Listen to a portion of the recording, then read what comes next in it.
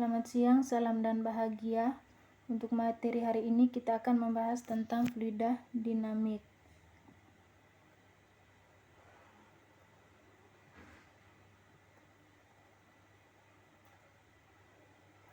Poin-poin yang akan kita bahas pada fluida dinamik ini adalah: yang pertama, fluida ideal; yang kedua, asas Bernoulli; yang ketiga, persamaan kontinuitas; yang keempat, persamaan Bernoulli; dan yang kelima adalah penerapan asas kontinuitas dan asas Bernoulli dalam kehidupan sehari-hari. Tapi untuk pembelajaran hari ini kita hanya membahas 2 poin, yaitu fluida ideal dan asas Bernoulli. Sebelum membahas 2 poin ini, kita tahu dulu apa itu fluida. Fluida adalah zat yang dapat mengalir dan memberikan sedikit hambatan terhadap perubahan bentuk ketika ditekan.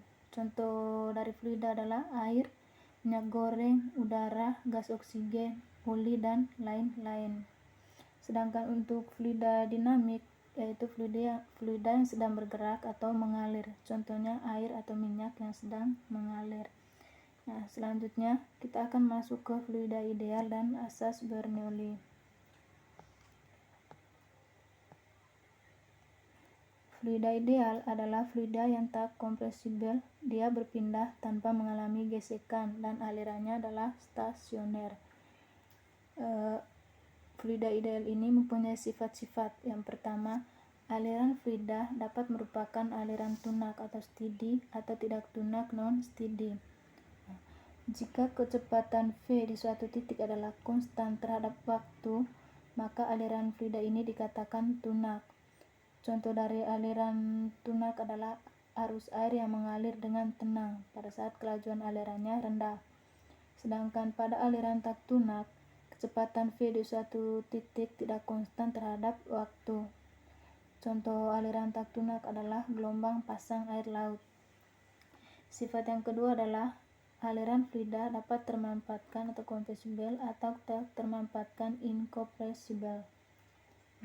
Jika fluida yang mengalir tidak mengalami perubahan volume atau massa jenisnya ketika ditekan, aliran fluida dikatakan tak termanfaatkan. Tetapi hampir semua zat cair yang bergerak atau yang mengalir dianggap sebagai aliran tak termanfaatkan. Bahkan gas yang memiliki sifat sangat termanfaatkan pada kondisi tertentu dapat mengalami perubahan massa jenis yang dapat diabaikan.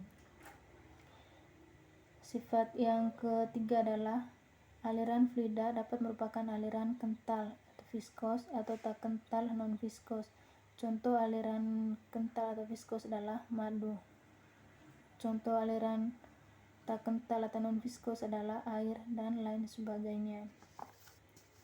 Kekentalan aliran fluida ini mirip dengan gesekan permukaan pada gerak benda padat.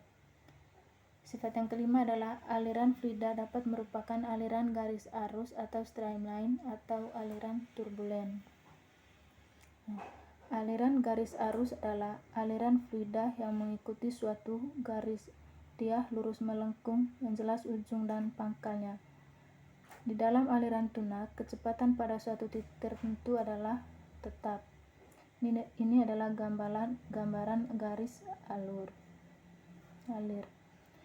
Untuk aliran tunak, kecepatan fluida di titik yang sama pada garis arus, misalnya di titik A pada gambar, tidak berubah terhadap waktu. Artinya, tiap partikel yang tiba di A akan terus lewat dengan kelajuan dan arah yang sama. Ini juga berlaku untuk titik B dan titik C. Jadi, tiap partikel yang tiba di A akan selalu menempuh lintasan yang menghubungkan A, B, dan C. Yang berwarna biru ini dinamakan garis alir. Garis arus juga disebut aliran berlapis atau aliran laminar. Dan kecepatan partikel fluida di tiap titik pada garis arus searah dengan garis singgung di titik itu. Dengan demikian, garis arus tidak pernah berpotongan. Garis arus juga disebut aliran berlapis atau aliran laminar kecepatan partikel fluida di tiap titik pada garis arus yaitu searah dengan garis singgung di titik tersebut, sehingga aliran fluida juga dapat disebut aliran garis arus atau aliran turbulen. Nah, ini adalah gambaran aliran turbulen dan aliran laminar. Aliran turbulen itu ditandai oleh adanya aliran berputar. Ada partikel-partikel yang memiliki arah gerak berbeda dan bahkan berlawanan dengan arah gerak keseluruhan fluida.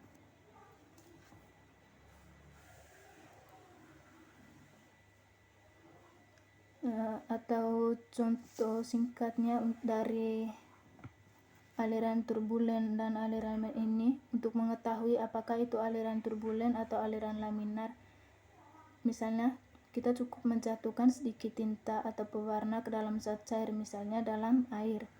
Kemudian jika tinta itu menempuh lintasan yang lurus atau melengkung tapi tidak berputar-putar membentuk pusaran, maka aliran fluida itu berupa garis arus atau aliran laminar. Sedangkan apabila tinta itu kemudian mengalir secara berputar-putar dan akhirnya menyebar, maka aliran itu termasuk turbulen.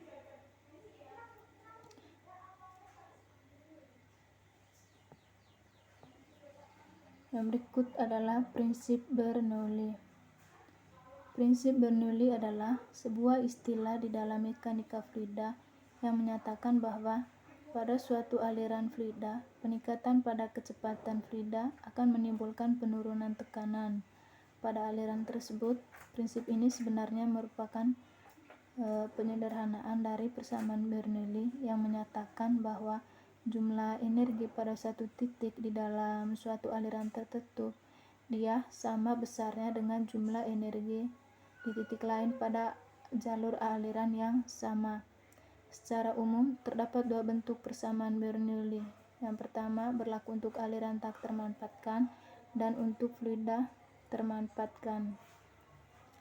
Aliran tak termanfaatkan adalah aliran fluida yang dicirikan dengan tidak berubahnya besaran kerapatan massa atau densitasnya dari fluida di sepanjang aliran tersebut.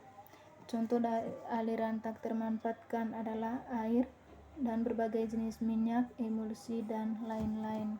Sedangkan untuk aliran termanfaatkan adalah aliran fluida yang dicirikan dengan berubahnya besaran kerapatan massa atau densitasnya dari fluida di sepanjang aliran tersebut.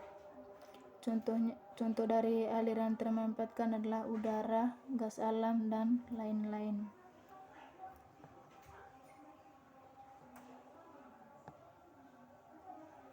Nah, untuk materi hari ini cukup sampai di sini. Semoga bermanfaat. Dan untuk pertemuan selanjutnya kita akan membahas tentang persamaan kontinuitas dan persamaan Bernoulli. Terima kasih, salam dan bahagia.